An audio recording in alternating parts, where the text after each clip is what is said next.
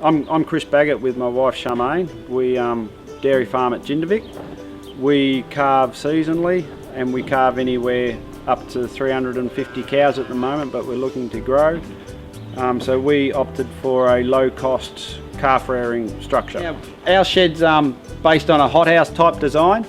We have done this because it was simple and cheap, and we were able to do it ourselves without much technical experience. We have a lean-to on the side, which is a solid tin roof that does provide shade in the summer. Then we've got the clear plastic, which lets a lot of the daylight in, and it dries out very quickly if it does get moisture.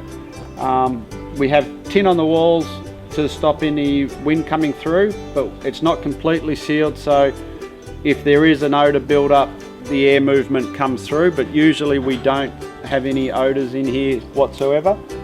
If it's a very hot summer, we will take off more sheets of plastic on the walls. The hoops we manufactured ourselves. We just ran them through some rollers, and with the brackets, everything's pretty much done with a battery drill.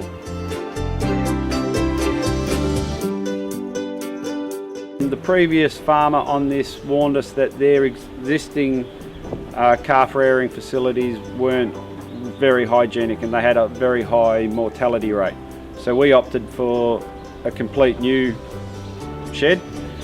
We have seen these igloo type before, and we were very impressed with it because of the ability for it to dry out.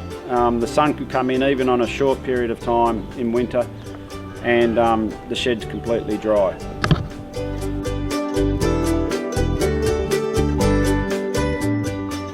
We usually pick up the calves twice a day, but in the event where we can't, it's definitely done in the morning.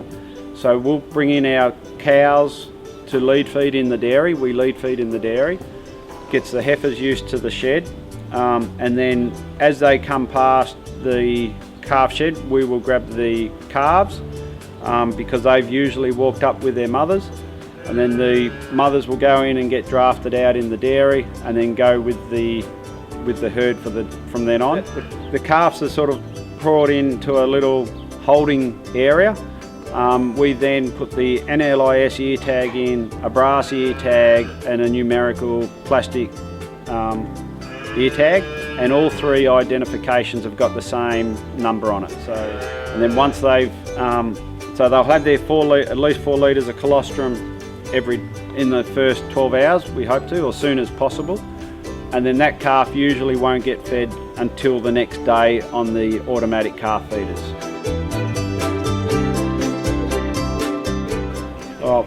What I do like about the system is that it's simple, and it didn't cost us very much money to start off with. If I did have another source of money, I probably would do the same thing. The only thing I would make different with this is I'd make it a bit taller to get a bigger machine in to clean out quicker and put bedding material back in.